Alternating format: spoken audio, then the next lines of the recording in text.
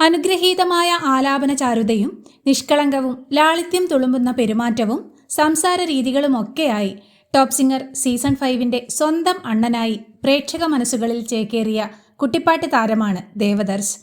തൻ്റെ തീവ്രമായ ഒരാഗ്രഹം MG ശ്രീകുമാറിനോട് വെളിപ്പെടുത്തിയിരിക്കുകയാണ് ദേവദർശ്.